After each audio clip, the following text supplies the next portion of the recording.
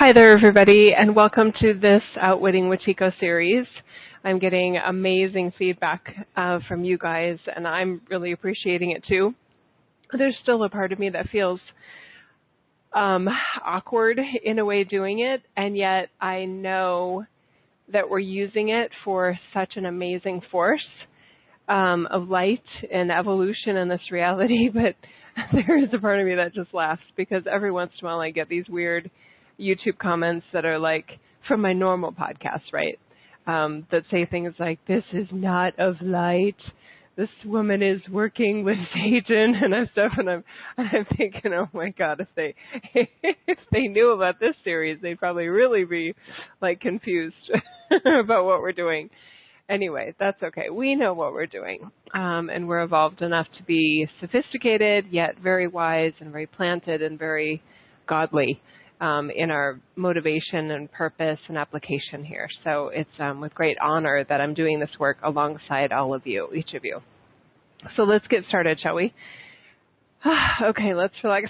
Ooh, excuse me, a little coffee, hang on. A little coffee cough. Okay, let's relax our shoulders and just take a couple nice deep breaths here.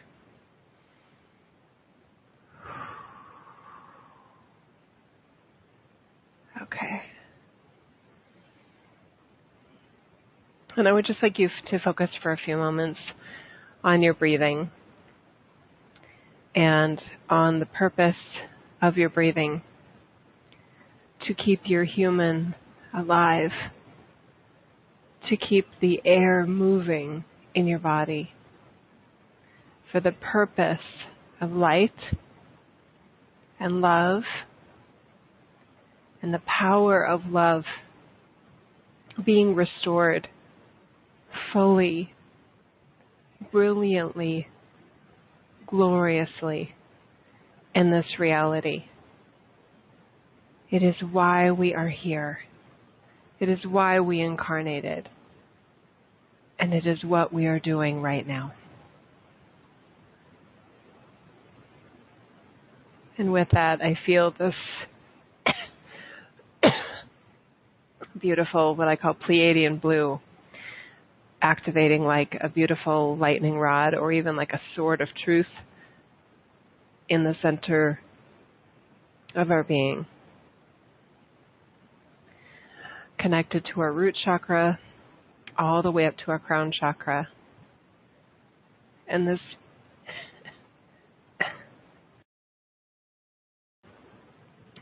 beautiful blue light streaming out our arms into our hands, at our fingertips.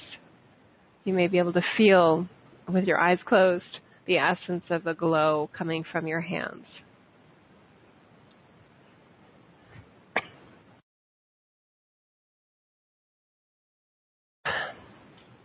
Now allow that blue light to stream through your legs, through your ankles, out the soles of your feet, and out of your toes.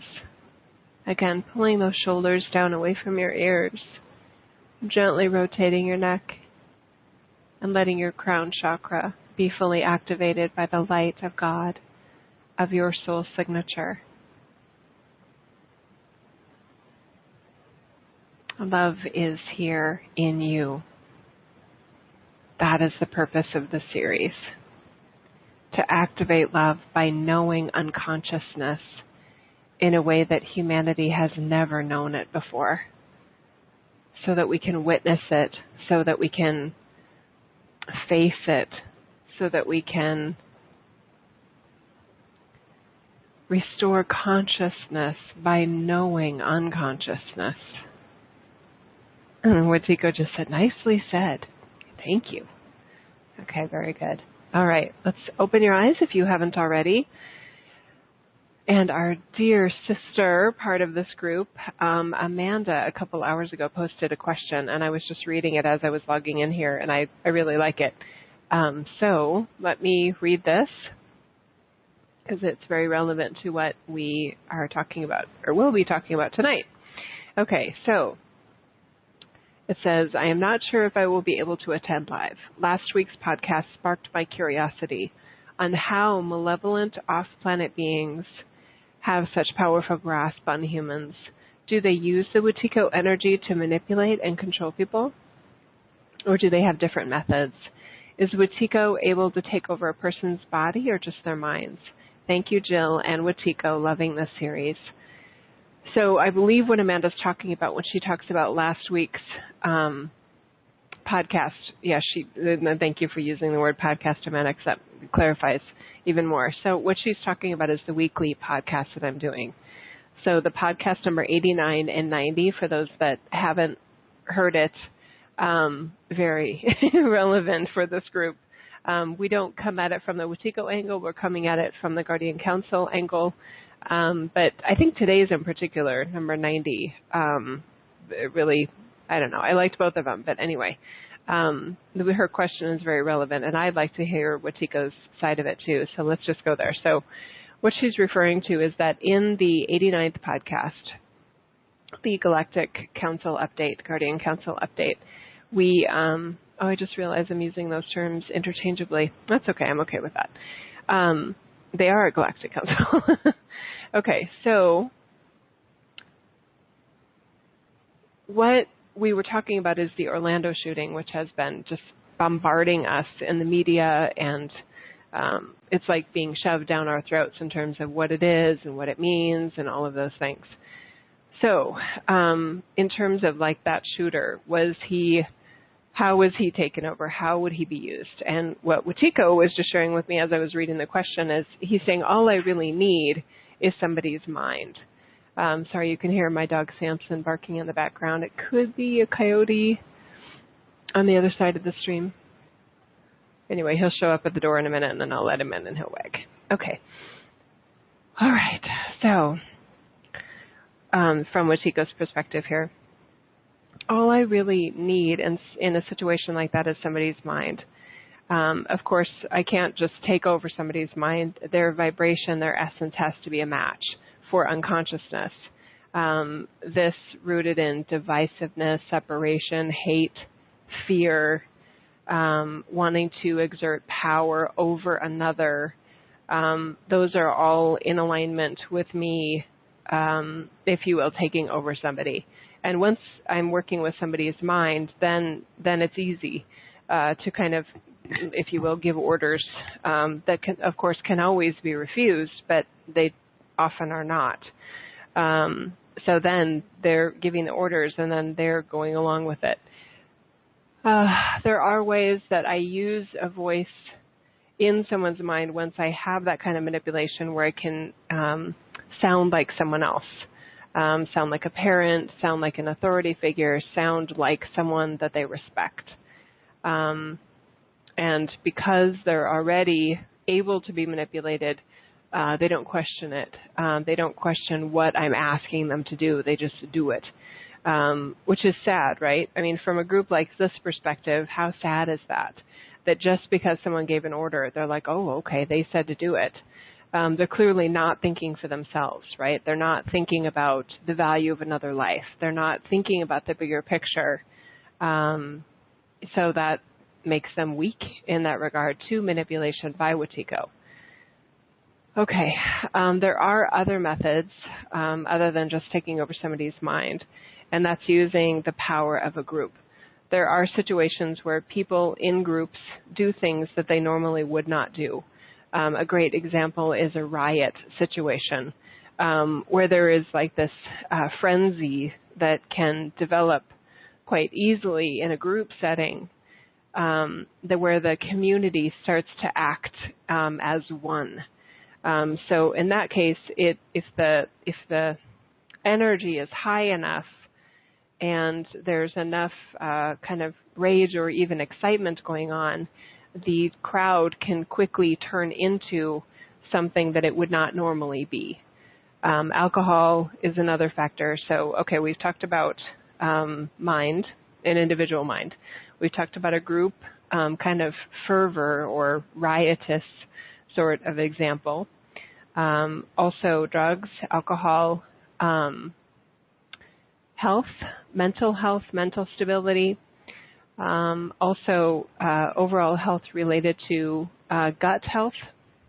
And we're going to turn this around in a little bit and talk about prevention, to be proactive, to in ways that somebody that would be susceptible to something like this, how they could turn it around and steps that they could take to not be under the influence of me, basically.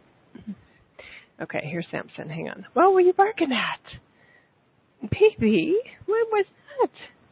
It's unusual for you. You better? You okay?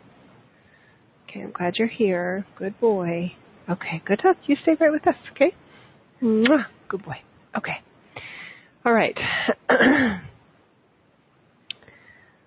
So earlier on in the series, we talked about physical health and biology and physiology and things.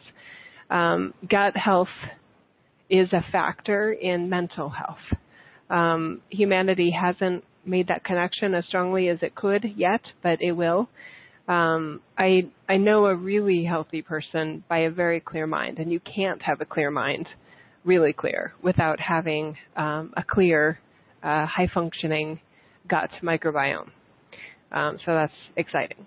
It's exciting that Jill noticed this last fall, and she's sharing it with others. There's more research and more nutrition programs and diet books and things like that that are focused on this. But what's interesting is they don't talk about the same level of supernatural kind of mysticism related to the gut microbiome and the strangeness of how the living organisms within the gut microbiome can actually be anti-life, sucking the life force out of its human like a parasitic host. That's very Wetiko-ish. Would you not agree? Yes? Okay. Me too. It's very related. So when, not related to like a shooting situation, but when there is somebody that has the sort of gut microbiome dysbiosis, they're much more volatile in their moods, in their hormones, which is related to moods, like a chicken and egg situation, cloudy, foggy thinking, irrational behavior at times, very emotion-based actions. It just is a whole set of situations that are capable with somebody that has a gut microbiome that's out of harmony. And of course, all it takes is some food, the right combinations and varieties of food to set that correct into harmony. So, okay. Let's take a nice deep breath here, please.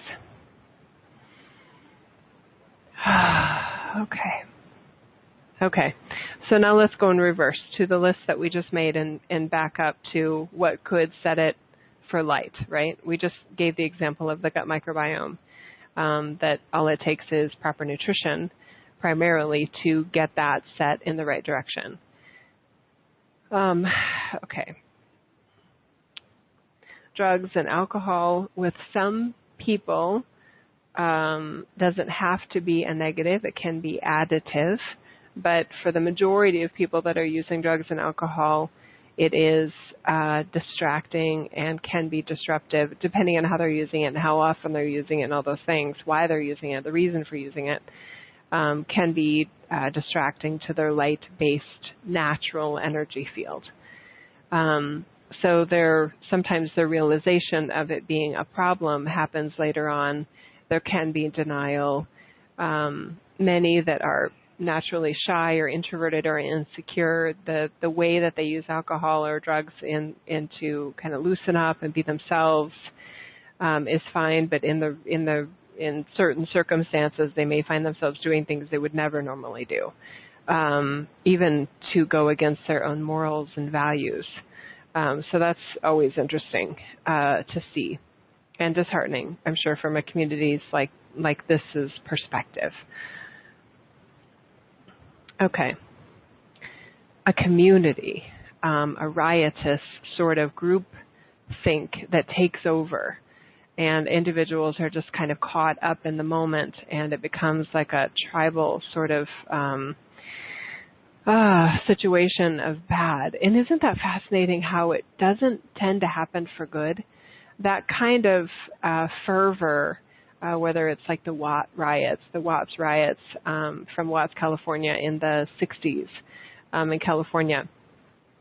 It tends to start with anger and revenge and things like that. It's interesting how a collection of humans, well, like it can be used for good, but it's normally less energetic. It's more calm and more organized, and that's fine. There are situations, especially with groups like these, where there's like group meditations and light activations and people meditating at the same time, and those can have a very powerful effect on the light field and the light vibration, and they're noticed. I notice them. Unconsciousness in general, separation age forces, I would call them, notice those. But they also know that they're great, and yet they still know that they have their pawns that they can work with. So it's still interesting. Okay, so if someone were in a group setting and the group started to work for darkness or lack of light, more accurately, actually it would be very difficult, depending on the situation, it would take a lot of resistance and individual willpower to go against the group. And if their intention is to stop it, they're more likely to be harmed. So they may just be stunned, they may be helpless or feel helpless. And the best thing they can do for themselves is just to get out of the group, so that they can separate themselves from it and say, oh my gosh, look at what's happening here. I don't want to be a part of that. But stopping a group of humans that's operating at that level, and we're going to talk about that in a minute, that takes a really, really strong voice. And typically in a riotous situation, no one's listening. There's such this, like a weird, I don't even want to call it animalistic instinct, because that's judgmental towards the animals. It's this strange behavior of pure unconsciousness and just destruction. It's weird to see, and it's frightening. I know for other humans to witness that and try to make sense of it, it doesn't make sense. It's strange. And even the individuals, if they were to watch themselves on tape, they would feel very out of body. To be honest with you, they weren't in their body. Their soulfulness was off-center, like we talked about before, which actually allowed it to happen. So it's all like a nightmare kind of unfolding, and they're losing control of themselves, which is why it's happening. Okay, so there's the riot situation, and then there's the individual mind control situation, which I believe we've touched on before. But when you know who and what you are, or can have that openness, and we did talk about this before, there's any moment in time where in the right kind of frame of reference or viewpoint, there can be a flash of knowingness of one's divinity, where they kind of snap to and they embody again, and they go, whoa, whoa, whoa, wait a minute, what's going on here? That happens. That happens quite often, actually, in moments of somebody committing a crime or about to commit a crime, or somebody committing suicide or something like that, somebody making a bad decision, where there's that moment where before they're about to do something, you could say stupid, they're like, well, what am I doing? Sadly, it doesn't happen more. Hopefully that changes. I'm expecting that to change as things go forward. But as we heard from the Guardian Council a few podcasts ago, it's still going to happen randomly in certain circumstances.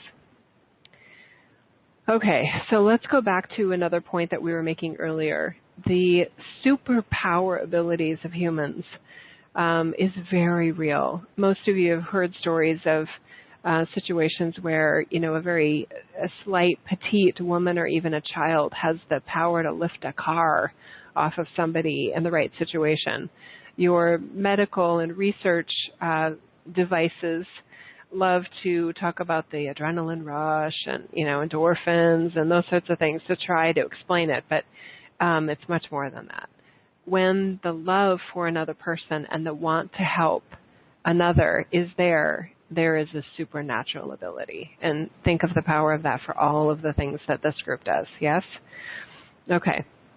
So is there adrenaline rush? Yes. Is there an endorphin kind of activation? Yes. There's lots of things that are happening physiologically to that person that's about to reach out for another person and demonstrate kind of supernatural abilities, whether it's strength or premonition or whatever. It's also very much they're tapping into their angelic ability. They're allowing themselves in that moment in a perspective of faith and tremendous trust that I'm going for it sort of situation. And the angelic vibration within them, within their soulfulness, rushes in. Jill has a fun example. I'll let her speak from her own voice here. I had a fun story from my younger daughter Georgia a couple of years ago, where she was it was the winter time here. It gets very cold where we live, and she was with one of her close friends, and they were playing on a metal kind of trailer on the side yard of her friend's house. And Naomi, her friend, it's that, proverbial like tongue on the flagpole kind of situation.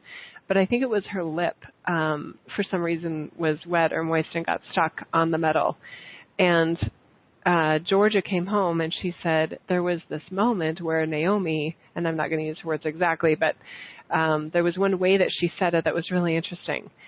She said, Mom, when the saints kind of grab you, and I don't use the word saint, so I was really on the edge of my seat listening to her. I was like, okay. And she said, it was like a saint used my hands and grabbed Naomi and pulled her off of the metal, and she was okay. And I was like, so the saints worked with you? And she said, I think so. That's what it felt like. That's how I know it. And then she just kind of smiled and walked off. But I thought that was really cool that she said the saints. And I love it that she said that it was like something just took over in a way, but it was from inside of her to do good for a friend. And she knew what to do. She didn't panic. She didn't freeze. She just acted in love and care and concern for her friend. So anyway, just wanted for some reason give that little example from my world. Okay, going back to Wetiko here. So those supernatural abilities are very, very real. Now, what would be really interesting for a community like this is, why wait for an emergency? Why wait for something that serious where somebody needs a car lifted off of them to trust that? What if even in, like, some of you love those group meditations and things like that, what if you felt that sense of not fear, but urgency and importance for a situation, that you really allow that trust and that faith to really, really kick in at a deep, deep level, like your life depended on it? That would be, I'm curious to see if any of you will kind of try that out. Yes, it's beautiful. And I'm excited to see what happens actually in that regard for all of you. Okay.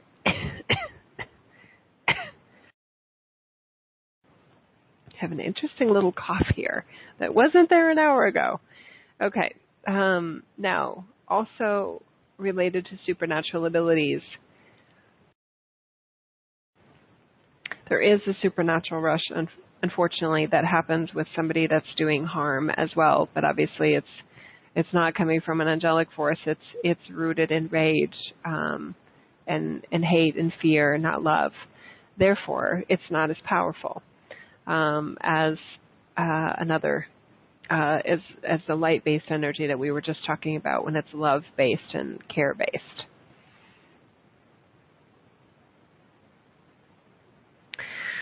When a person is acting out of that anti-life, I'm going to call it, mode, where they're taken over by that force of more of a malevolent or kind of diabolical nature, they're counting on their presence being very imposing, very triggering fear, triggering panic, triggering a feeling of helplessness and hopelessness. there are amazing situations, and they aren't that unusual, where actually they are more unusual than not, where a person in the receiving situation of that stands in their light and things go a different direction, where somebody can basically stay in their light and not go into a fear, not, how can we describe it? And it's funny because I'm hearing from each of you going, no, I got it. But I do want to give a practical example.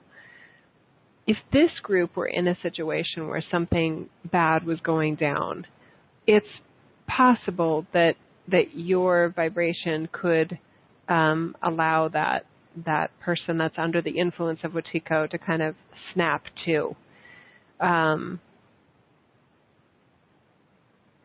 But things happen very fast, so it will take a very sharp mind and a lot of energetic awareness to be proactive and not get too caught up in the energy of it.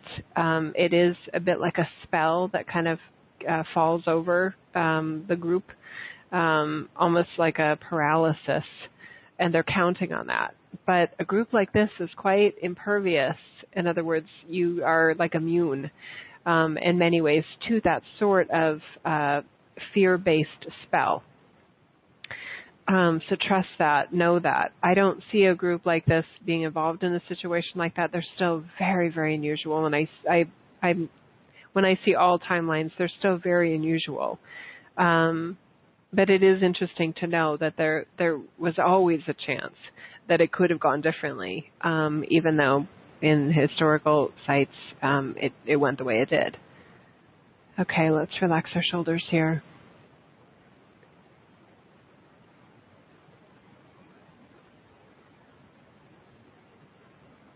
It's interesting after the fact, after things happen, how the confusion sets in and how that's perpetuated. Stories are twisted, facts are sometimes altered, and it's like the manipulation continues, but not of the direct victims. It's like there's fallout victims that are also under the spell of the story of what happened, and there's so many imagined stories about why something happened, and that definitely holds humanity back when it's trying to figure out why something happened versus just a very point-blank answer of somebody was under the control of Wetiko and they lost it. That is a real answer, and it's probably the most honest answer. Trying to come up with whether somebody hated a group or what group he was involved with, it's almost like it's a detail that doesn't matter as much. And there would be so much less of this if there were more truly preventive sorts of strategies like we're talking about here, about how others can avoid being in a situation like this, versus trying to find these bad guys, right? These bad guys are your neighbors. I mean, they're a normal person that lost it, that started to go astray, but may seem normal, and then just the right circumstances happen, and it's just weird. Okay. I noticed a couple of you really not liking this conversation, and I'm sorry, that's not my intention. Some of you are much more suited to this content, and some aren't. So the ones that aren't suited to this content and it's bringing you down versus bringing you up, please notice that you're not forced to be here. There's many, many series that Jill does, and this one is very unique. And it isn't meant for everybody. Okay, so just keep that in mind and click it off if it's not, if you don't feel, I want to say, like a match for what we're doing here and are not feeling like it's expansive for you. Okay? Okay, all right. And we're about to shift into questions and your comments, so be ready for that as well, because this is feeling in many ways complete, unless we surprise her like we did a couple weeks ago when we went into the animal kingdom at the end. Okay. Hopefully you guys heard that in the replay. I think it was at the very end of the call 2 weeks ago, so that was interesting. Okay. All right, let me see what else I'm asking Jill to share here before we shift gears to questions and your comments and insights and anything that you want to talk about. Okay. Oh, yeah, we did want to talk about that. Okay. All right. So we talked about death and the afterlife and things like that, but what we didn't talk about in great detail is the other side of the life cycle, which is birth.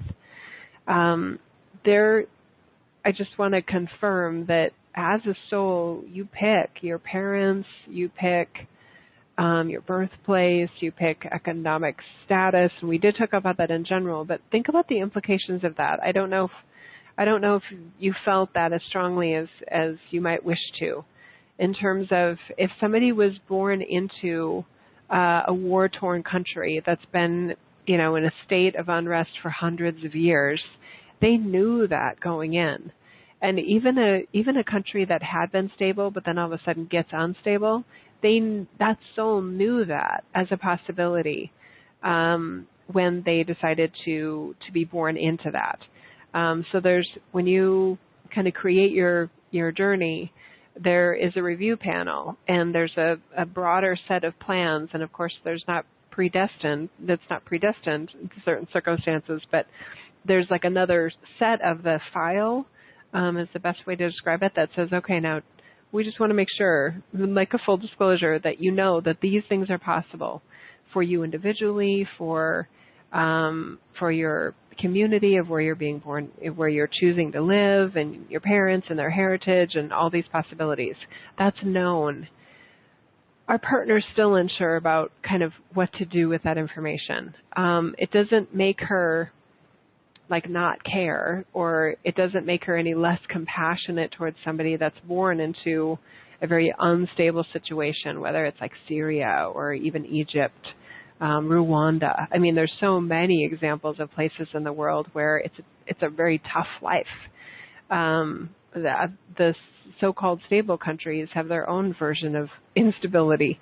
So everybody has a fair shake at a hard life, and some of you have a better shake at a comfortable life. But all of you have a fair shake at happiness and joy and love for yourself and for each other, all of you. And I know that's a stretch for some of you, especially pretty much everyone listening to a call like this would be in a cushier situation and in a westernized, industrialized environment. It's hard for some of you to believe that those in the Congo or Rwanda or a very, war-torn or very impoverished situation, that they know joy, that they have a chance for, being loving and being loved. But that is always a choice. Notice the way that your cultural upbringing often separates you from feeling like others have a fair chance at love and happiness and joy. It's a different kind of happiness and joy. It's not from, purchases at the mall. It's not from air conditioning on a hot day. It's not from running water from the faucet. It's going to be from other, maybe simpler pleasures, but they're still there. Okay. But one thing that me as Wetiko and the Guardian Council are constantly wanting to offer Jill, and through her work, is that there was this foreknowledge that the soul had before incarnating, because it does add to the ability to trust the sovereignty of the higher self and of the human, that somehow they knew, at a soul level that something was possible or even probable before going in, that means something about that they saw purpose in it, that they saw value in it, that they knew about the challenges and still they're there. Anyway, there's something satisfying about that, and we're hoping that you see that too, trusting sovereignty of light and soulfulness within all life, no matter what their situation looks like from the outside, or even what it looks like up close. Okay? All right. Our partner's teasing me because I say okay a lot. Just checking in. All right. So for those that are on the phone, if you wish to share, click *2 to raise your hand, or click the button if you're on the computer. And you can also type in, and I will get a drink here.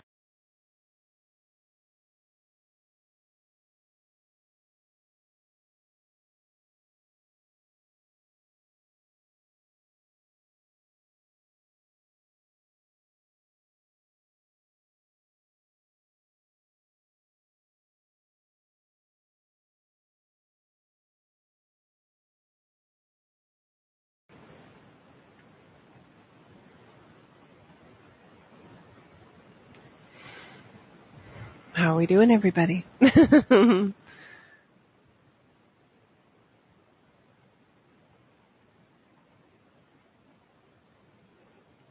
see Paul.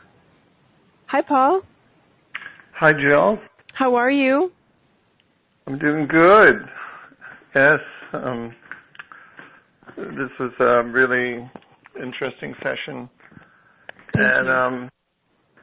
I've been thinking about that relationship between the individual and the community, and in one respect, mind control, and in the other, I guess, mass control. So I'm wondering how, within the context of that group setting, let's just say, you used the example of a riot situation. How does Wetiko sort of help gain that momentum of that downward spiral of energy? Like, how does that energy tend to spread within the group and things like that? Ooh, good question. And I love how you use the word spread, because it's like a virus. It's surprisingly and disappointingly easy. It doesn't take much. You take one person that's willing to initiate violence or destruction, and it's amazing how if the vibration is a match for what somebody's feeling, whether it's rage or revenge, that they're like, yeah, let's do that. And it's just like, there's not thinking involved. It's very impulsive. If there was like a meeting to decide what to happen, none of it would have been sketched out on a whiteboard. Actually, that's not true. You're saying, actually, no, there are situations where it's actually planned out. But the vast majority of situations of like a riot, there may have been some kind of talking and taunting about it, but the real momentum is with those that weren't involved in any planning in it, and they're just spontaneously kind of caught up in it. It is almost like a wildfire. When I see it as Wetiko, it feels like a wildfire. The grasses are just the right temperature and just the right level of dryness that it just spreads. It's eerie to watch. It doesn't look human at some point. It's highly disturbing, actually. When I know what humans are capable of, it's like, wow, really, so it surprisingly doesn't take that much. But it also doesn't happen that often, if you notice it. There are some communities, whether it's like a gang or something like that, they're breeding it, the separation and the loyalty and the twisted thinking of, you have to back, others up with something that's totally against morality and value of life. It's this tribal sort of, well, our lives are more important than other people's lives, so you have to be there and back somebody up. It's weird. It's really very, very disturbing. You provided that example of how it would be difficult for an individual within the context of a group to stop that collective movement.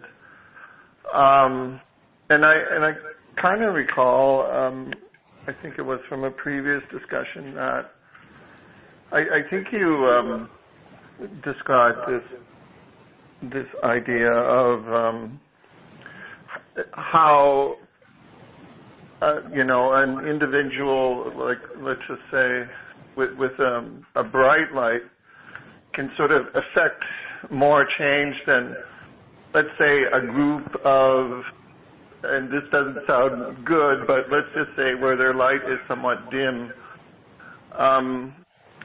The individual with the brightness of that one light I'm just wondering, does that have more impact than sort of like a mundane lit group of individuals? It does, and yet it's so situation-based. I mean, there are examples of individuals in the Watts riots saying, wait a minute, stop, what are you doing? And the crowd is just like ignoring them. They're not heard. If the fervor of like insanity literally is high enough, then sometimes individuals, even with a really, really bright light or a sound mind, are just completely ignored and seemingly ineffective. They may have had an effect on a couple people, but it depends on how hot, if you will, the madness has gotten. Our partner's smiling at your question is good, and she's saying, but this doesn't make sense. It seems like the opposite of what you said earlier. So let me see if I can help clarify. I'm giving examples of historical. That's one thing. I'm using linear time literally. You guys are a unique group, so there is a different way that this group affects energy in a situation versus others. You guys are affecting energy already in really meaningful ways. There are, let me think of some examples. You guys, this is Jill. I'm just going to be silent for a moment because he's got some interesting things he wants to point out in terms of like possible things that could have happened that didn't happen because we were there or because we're on the planet. So let me just hang on a second. Okay.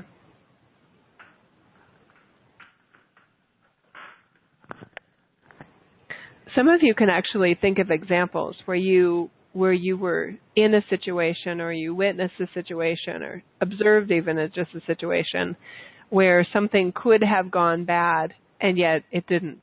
It stayed calm, it stayed cool, and what you felt could have been an unfortunate situation was like a non-event.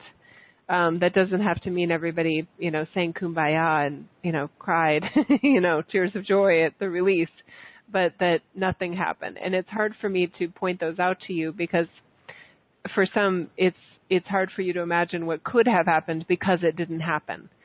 But there are multiple situations. Yeah, Jill even has one. I'm just going to share this.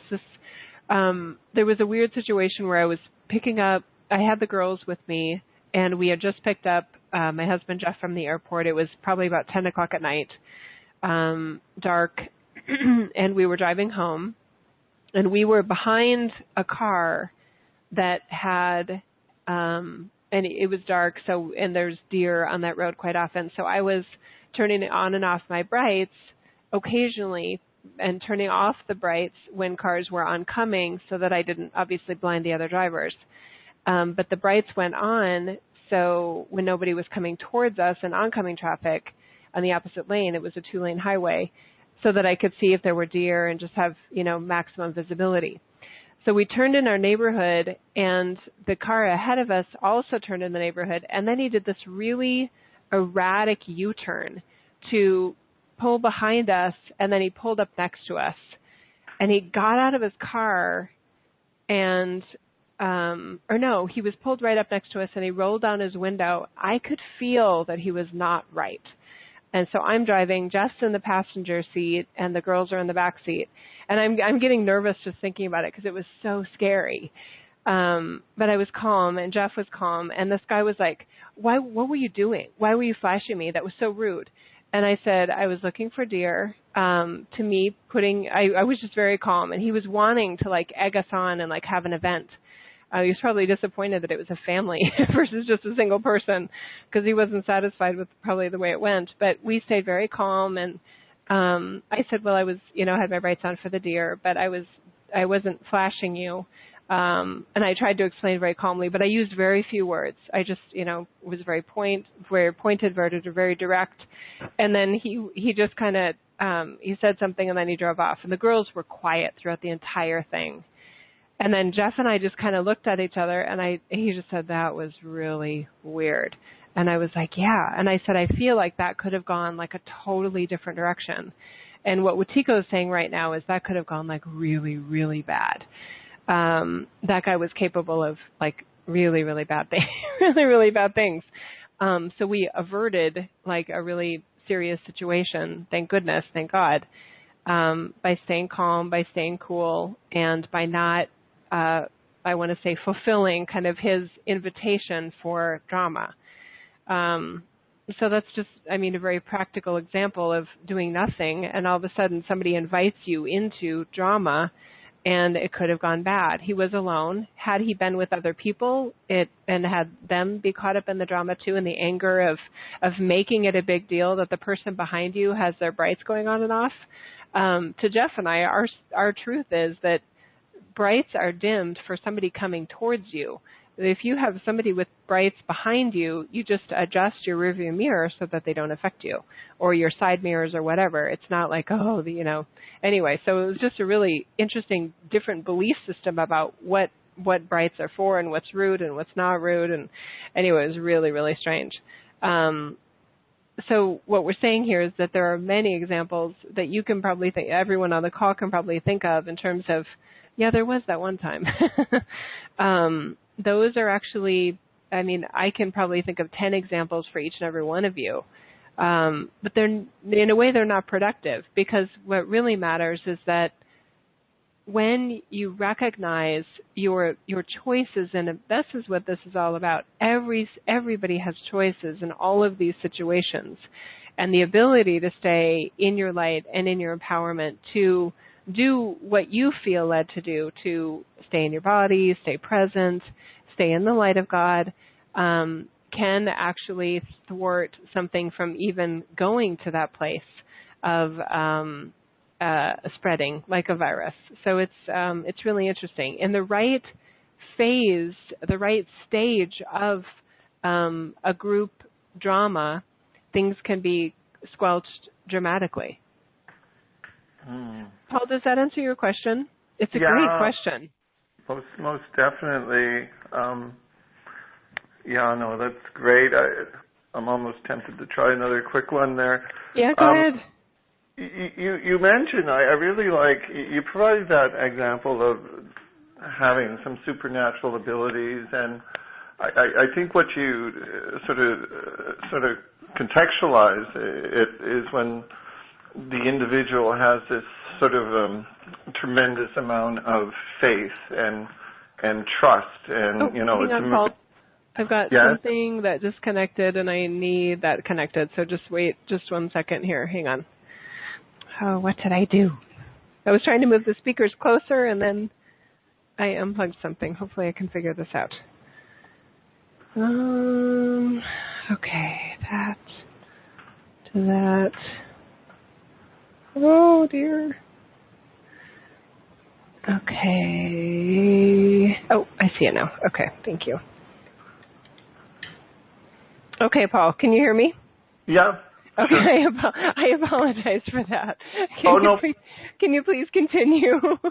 Sure. I was just following up in those situations where, people having supernatural abilities, and they just take on this sort of extreme sort of sense of faith and trust in their own abilities in certain emergency situations. And you were mentioning that to exhibit that sort of same faith and trust in situations where it's not necessarily an emergency, just to really help, do supernatural things. How does Wetiko, does he just sort of shatter our confidence a bit so we don't exhibit that faith and trust? Or why don't we do that more, I guess? So it's not that I'm necessarily preoccupied with going around kind of squelching supernatural abilities. It's more just kind of the lay of the land here. The lay of the land here is rooted so beautifully for separation that there's this beautiful combination from a Wetiko standpoint of disbelief, or not even knowing it's possible, let alone having it to say, well, that's not possible. There's like lack of imagination for most humans about what is possible, right? So they are automatically dimmed just by not knowing what's possible, right? If you literally said to a group of open-hearted, faithful, light-based individuals, and you said to them, supernatural, I mean, you showed them like a video of like a child lifting a car off of a pet or something like that, and you literally said to them in a very calm, effective manner that, you know, it's almost like, what if all of us were capable of this at any moment? What if we could just lift a car because we wanted to, right? What's the difference between lifting a car because something needs help and lifting a car because you want to? When, I mean, physics would defy your ability to do something like that. What is it? It's the surge of the physiological combined with intention and belief and things like that. And I'm not asking you guys to go out and try and lift cars because you could hurt yourself. But there is this system that's used where I don't even have to work at it to kind of keep things kind of in a separation age status. But the ability is there. So like I said, I'm curious to see what a group like this will do with it.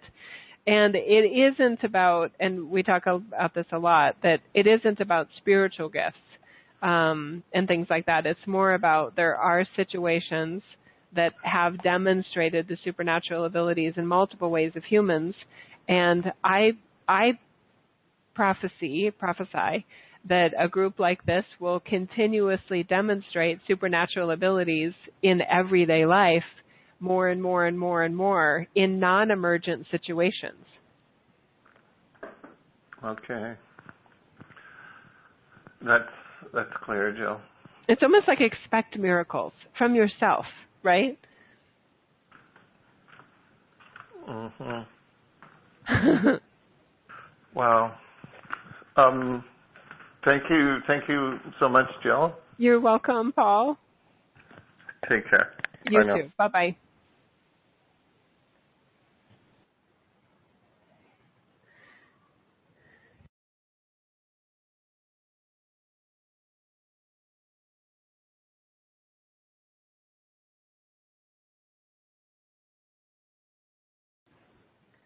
Okay, we have a caller from area code 810.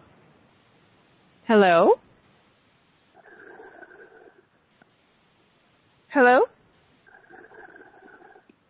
Oh, I can't hear you. I hear, like, water. Hello?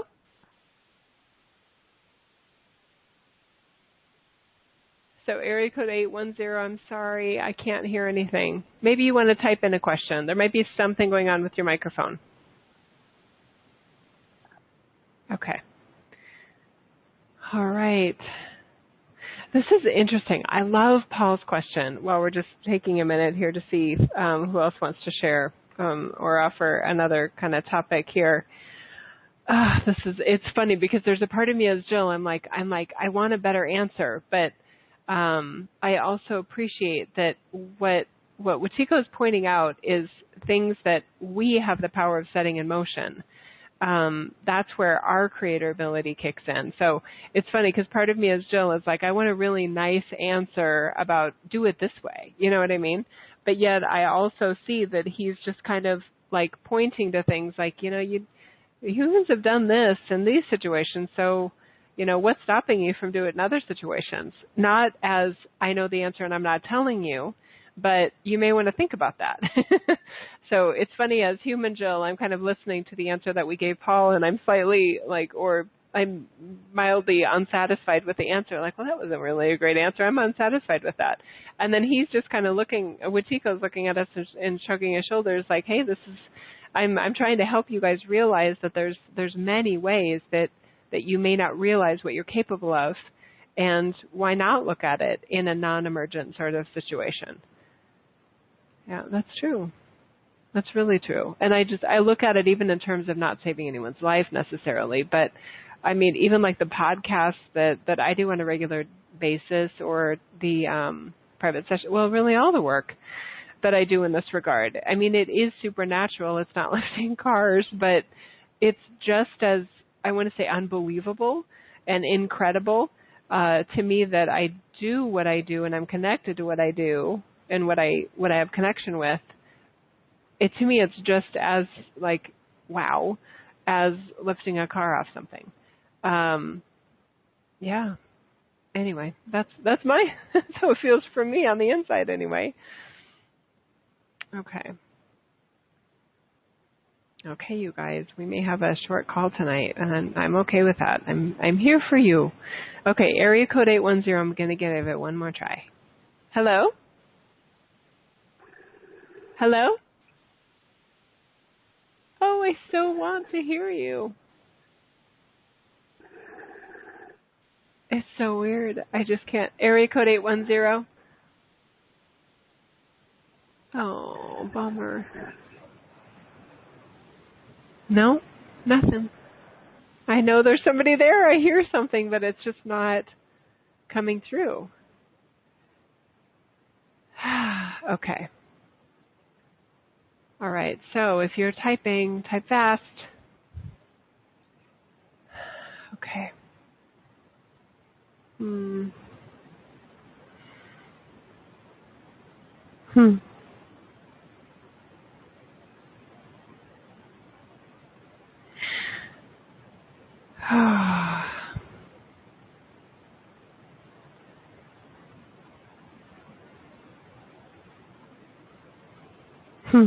I'm just having a little conversation with myself here in my own field that I want it to be where it's like, here's exactly what you guys should do about this situation.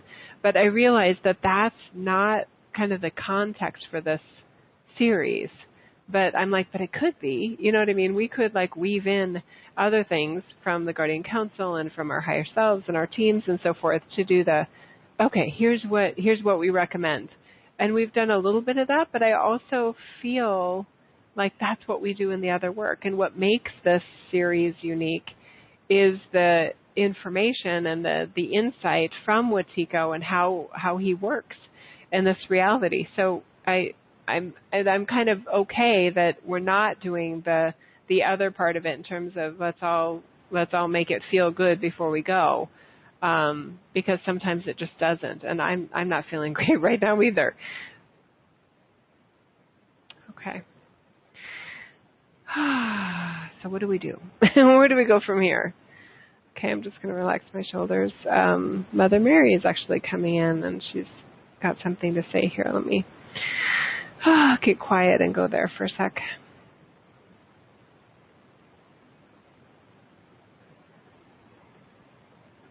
Okay, that's a good reminder. She's just saying this group is like a co-collaborator with Wetiko on what we want this series to be. So I would ask each of us that are involved in this, either live or in archive, what do we want this to be? We're in totally uncharted territory here. So what do we want it to be? I certainly don't want Wetiko telling us what to do. You probably feel the same way. That's not his expertise. It's not his job. And no offense, but he's untrustworthy in that regard. So I'm good with him advising on what has happened and how he works in this reality. But the what to do about it part, I kind of like, I'm not expecting much. That's where we step in, right? What would we want to do about it? So what Mary's offering is that, let me just see what she's offering here. Okay, I'm just going to use her words here. What I'm so excited about with this group hearing this information is, number one, your ability to receive it and stand firmly in your light. Your ability to stay, to not get negatively affected by it, not get deflated by it, not get discouraged by it, right? That's what is so important about this group, is your ability to be so expanded that you can hear this type of information and stay where you are and expand beyond it. This is like signs of progress right there in terms of human evolution, yes? Okay. So what will you do with this information, right? We've seen many of you be more savvy about how you work within your field and how you work with others, relationships, when you witness Wetiko and others, how you respond to it, recognizing the choices that you have. But even in those situations, notice there's not a clear single answer of, oh, I know exactly what to do when, a loved one is in the midst of, unconsciousness and acting out of pure emotion and irrational and illogical, right? Or a child, or a worker, coworker, community member, etc. There's just so many examples that I've seen each of you recognize Wetiko more clearly within yourself and within others. And your calm presence alone is like an amazing upgrade from maybe where you were before, where you didn't even notice it. You couldn't identify it, maybe didn't have the discernment. And then what we see many of you stepping into is another level of engagement of yourself as a result of the Wetiko, that you recognize that your own vibration offers another outcome to the situation. And some of you engage at another, it's almost like oh, I see we got some Wetiko here, either in self or in others. So now that I see that, let me try this way. And we see many examples of positive outcomes as a result of your interacting with what you are all creating as a community in the series. And that makes us excited. Your ability, we see even in Brother Paul's question about, yes, I called you Brother Paul, the broader question about, is there something you can do to have an effect on, global events or other sorts of situations that you're not directly a part of on the physical planes. And yes, in general, with the human light field being affected by you, yes, there is. But it's probably not as satisfying or as direct as you want it to be. And let me just point something out here, that the other levels of you as your higher self, it's not past lives. Most in this group would know that. It's parallel lives. And it's parallel, sometimes non-human life, right? Where you're a spirit guardian, you're a spirit guide, you're a galactic council member. There's so many roles that you play as your higher self. As a spirit guardian, spirit guide, there is a way to more naturally affect global events or events that are happening on the other side of the planet from where you are. But you're operating in this context from within your human. That's the beauty of this whole process, is that you have a human as your higher self has a human as you. And so you're operating in a different range. And that range is more than sufficient to have a huge impact. But what we sense some of you are maybe frustrated by is that I wish I could impact the light of the collective in a more direct, satisfying way than you feel like you can right now. And that's very fair. So let's just take a moment here and just kind of acknowledge that you're working within the human construct. You're working on upgrading your human for the sake of humanity and for the sake of this collective. And yet what you really wish you could do is be everywhere at once. And there is an omnipresence to your light, and yet it's less connected to your consciousness, your human consciousness that you're working with. So there's going to be a natural sort of separation, which was the whole structure of humanity and the whole structure of this reality. Okay? So hopefully that helps kind of explain that sort of what you're sensing is more the spirit guardian roles that you play, and what we're addressing here in our work is helping you as the human feel as empowered as possible, and helping you be even more in charge of the light and the progress and the progression of light, the expansion of light, and the limitlessness nature of so many of the ways of being human. And yet you are interacting with free will always, and you're always interacting with the creations of others. So you're bouncing into others' creations that are of varying flavors of consciousness and unconsciousness. So it's very complex. Sorry if that was, I didn't mean for that to be convoluted. It's kind of difficult to describe. So I hope you heard that. Okay. All right, you guys. That feels complete based on there's not other hands up other than our friend in area code 810 that I can't hear, unfortunately. And there's no other questions being typed in. So I'm going to say last call.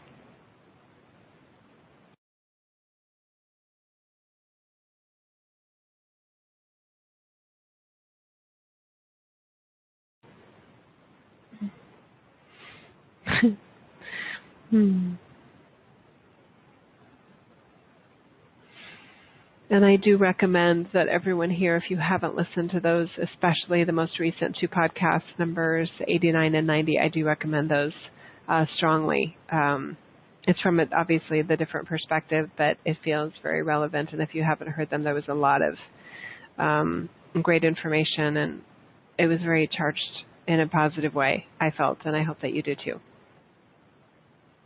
Okay. All right, beautiful people. I feel like I want to have a closing I want to say ceremony here. So I invite you to close your eyes. And I have my hands folded together, almost like in prayer here. And I invite you to notice within yourself that beam and stream of light streaming from your heart fully into your field like a sun inside of you, helping you know the radiating love and divinity of your soulfulness within your humanness. No matter what others are doing or not doing, this resurgence of light within each of us is changing the fabric of humanity. It's changing the nature of this reality, and it is upgrading, even if we can't see it, even if it's not having the effect sometimes that we wish it would, even if it isn't preventing bad things from happening like we wish it would. And please imagine that all humans, all life have this stream of light within them, some of it not acknowledged, sometimes dialed way, way down, sometimes affected by misinformation and limited belief systems that keep them in a state of separation, when an open mind would just help them open up more of that light. So it is each of our choice what we do with our light, how we share that light, whether we feel led to share information with those that are open-minded while honoring free will in this reality. It's a strange paradox, isn't it? Of wanting to help people know who and what they really are as their soulfulness, while unconditionally loving them exactly how they are. There aren't easy answers here. This is a very expanded series in many ways because we're beyond kind of easy answers. And yet we trust you, and we're asking you to trust yourself, trust your heart, trust the fact that when you are in uncharted territory, things are a little more murky, a little less clear, and yet trusting your love, trusting your beautiful intentions, and trusting your ability to affect this reality for those things that are within your control, can be more than enough to keep you busy and feeling on point for your higher self's purpose in being here at this time as you. We're delighted at everything that you are and everything that you seek to experiment with or explore, be curious about. We applaud your efforts and we'll be right there for you. Trust this is true. Push your own envelope of what your light can feel like and be in this reality, stretching the boundaries of what humanity is in the process. And so it is. And please open your eyes if you haven't already, and just touch your hands together if you haven't, and touch your knees gently, touch your ankles if you can reach them easily, touch your earlobes, touch your nose, strum your fingers on your forehead. Okay, very good. Beautiful. Oh, I love you guys so much. I'd love to hear from you.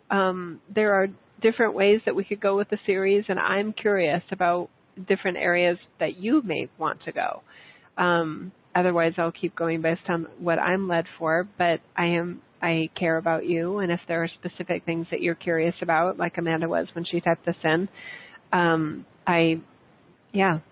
good. I'd love to hear from you. All right? Okay, my email is jill@jillreneefeeler.com, and I will talk to you in a few weeks. I love you guys. Bye-bye.